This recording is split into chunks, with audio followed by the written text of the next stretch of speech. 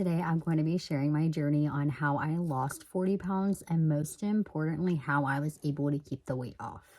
I will be talking about topics such as calorie deficit, comfort eating, walking 10,000 steps a day, working out, and how I've learned to eat less without feeling deprived. Let's get into it.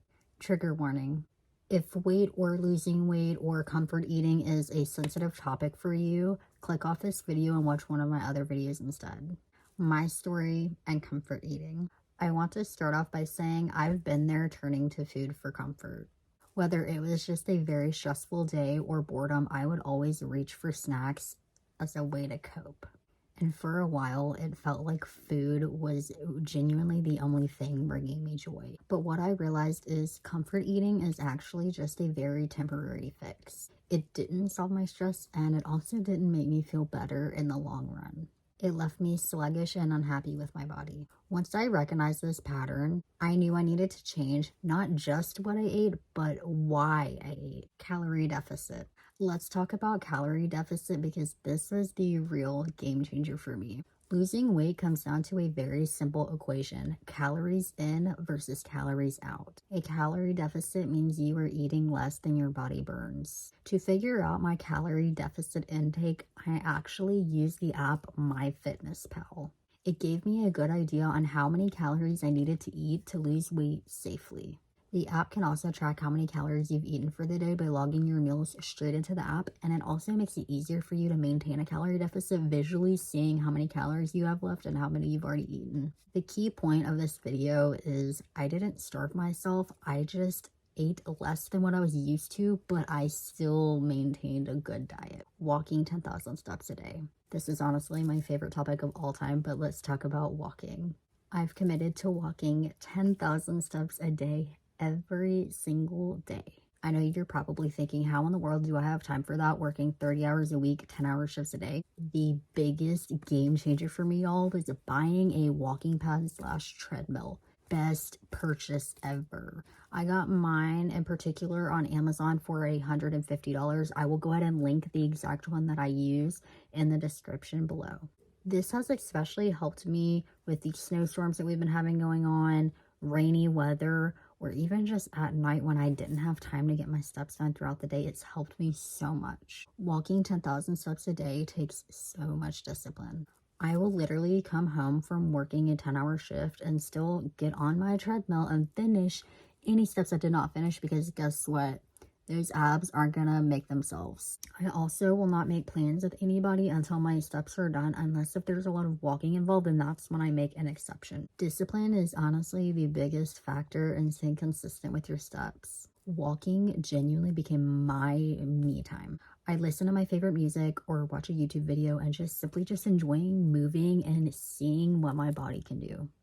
It's low impact and super effective if you are consistent. Incorporating squats. On top of walking, I started adding squats into my workout routine. Squats are amazing because they actually target several different muscle groups, boost your metabolism, and help tone your legs and glutes. I do 5 sets and 10 squats in each set. Now, obviously, you don't have to do 50 squats in one sitting, but if you just want to start out with something small, I'd say 5 or 10 squats. And then just slowly work your way up until you're doing more over time. You honestly don't need a gym membership. You just need your body weight, and consistency. Eating less without feeling deprived.